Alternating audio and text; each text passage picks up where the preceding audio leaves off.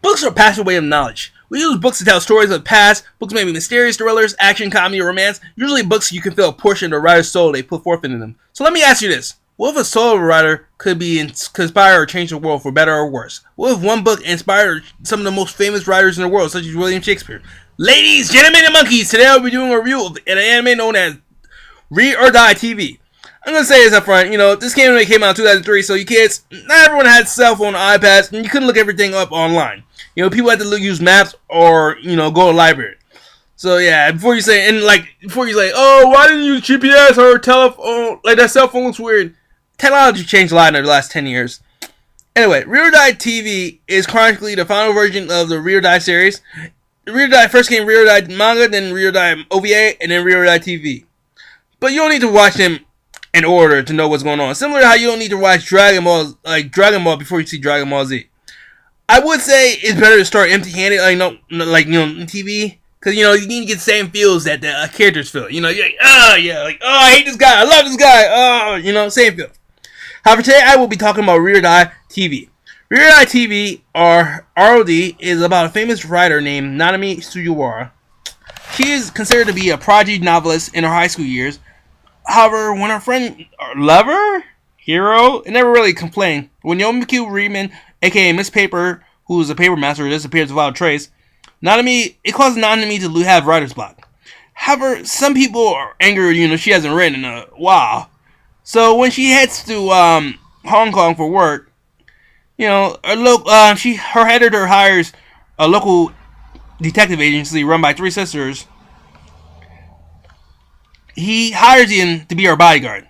Sorry, I clear my throat. Let me clear my throat.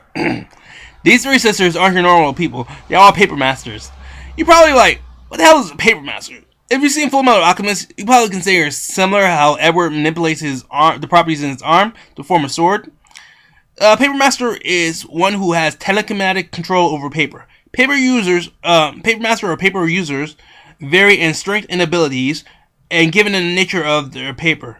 Paper users can form sharp objects, sharp blades, the edge of the paper, to form shields, some powerful enough to defend against bullets and bombs, form weapons such as swords, staves, or arrows, form and control large objects such as planes, boats, and puppets.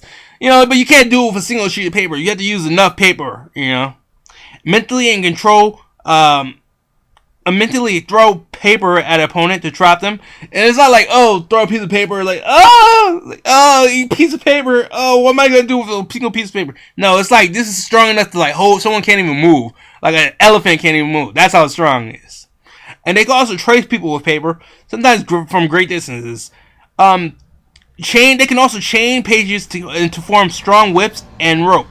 They can also forge documents and create clothing. Yep.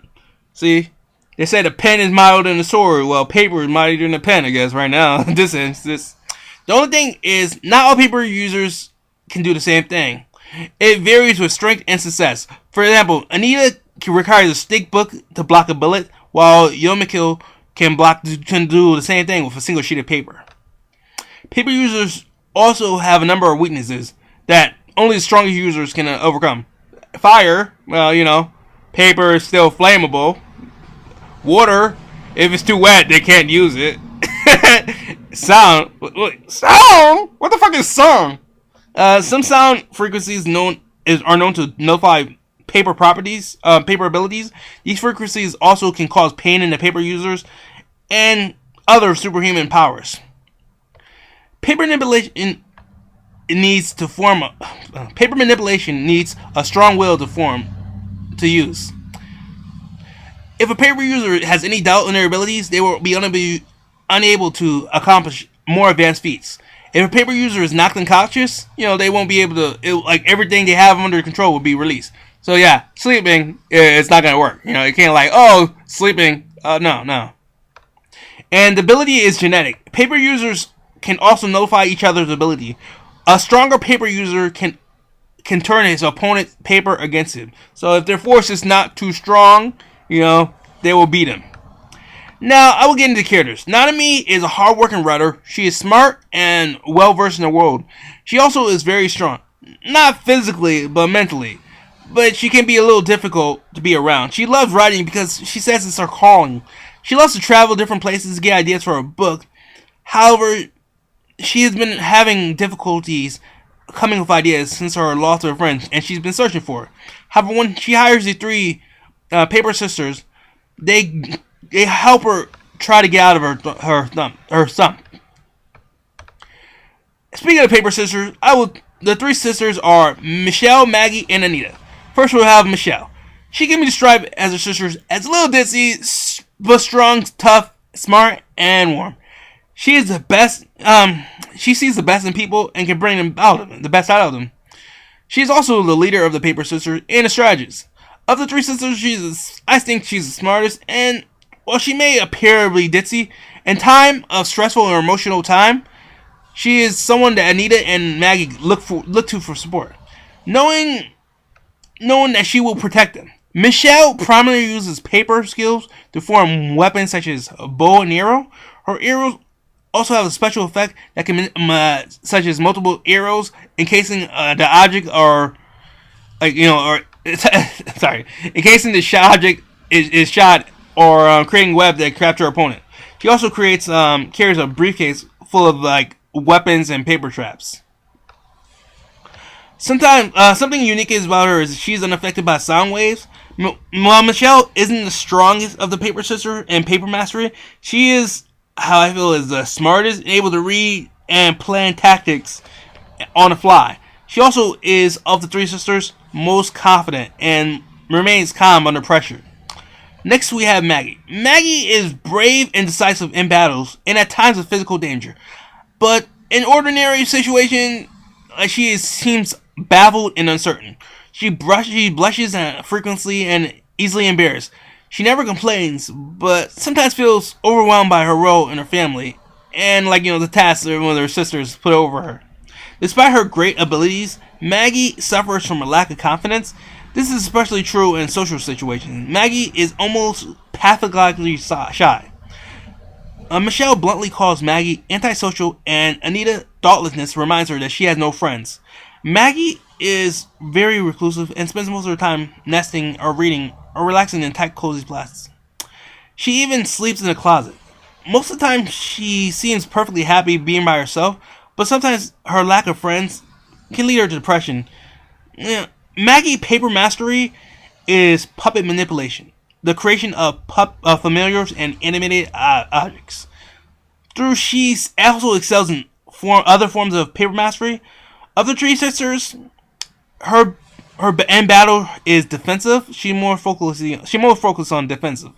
Maggie may also be the most powerful of the three sisters, but she's not confident. And remember, your mental state affects your paper mastery. So just saying.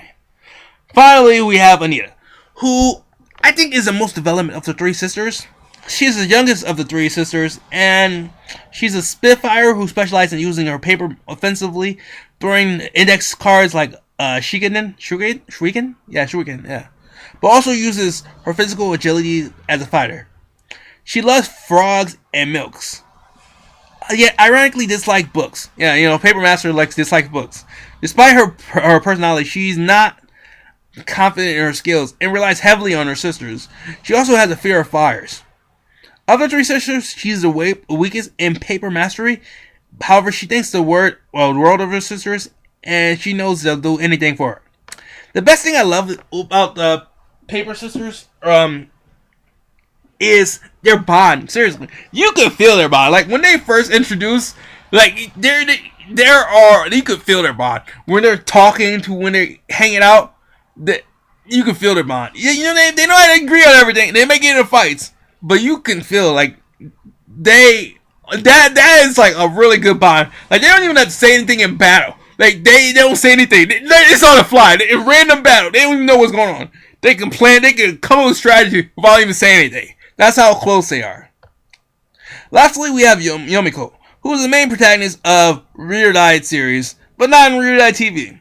She is considered the legendary paper master and works for the British intelligence agency. However, went missing 4 years prior to Rīdo TV series.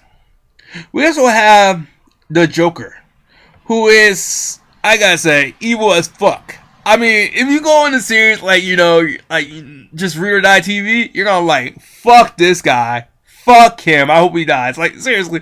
You will say that. You're like, okay. You're like, okay, this guy's done bad. You're like, oh my god, fuck this guy. I hope he dies. That's how much he is. He's an evil motherfucker. Well, overall, I say I enjoy Real or Die TV. It's actually really heavy action and dramatic and a mystery show. In the past, like, some plot is stupid. Like, I'm not gonna say, like, some of the books, like, like crying over books. I was like, okay. Books have a knowledge. The thing that made sense is books have a knowledge that can change the world. We have seen that before in, like, such as Evil Dead or the Bible. See, people believe it has special powers that can, in other books, they have knowledge of the future, and they have knowledge that can change the world. But, when people were burning books, when they were burning books in Tokyo, I just like, okay, I don't care. But it's just me personally, because, like, I'm now, like, 2000, I'm in 2014 or whatever it is you watch this anime. But, like, technology changed a lot, and you're not really worried about a book. But some of these books, remember, some of these books are rare, and they're, like, only one of a kind. And they have, like, the writer put their souls in the book. So that, come in, I think of it in that mentality. So overall, I give this anime a 7 out of 10. The anime is similar to Full Metal Alchemist. Anime similar to this is Full Metal Alchemist. These two series are involved, like, sibling bonds and really dramatic action comedy and very emotion loving. They form as a team. It's just similar to it. And also another anime is Shoko, where they have paper-based combat. The form of combat is a little different than shiny spells or guns. Instead, they use a lot of combat. A lot of combat is done with ink, sound, and paper. Anyway, please like this video and subscribe, and tell me which anime has your favorite sibling bonds. Mine, the first thing that comes for mine is Ace and Luffy.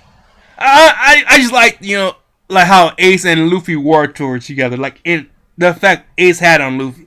Luffy. Anyway, thank you. Have a good day. Bye.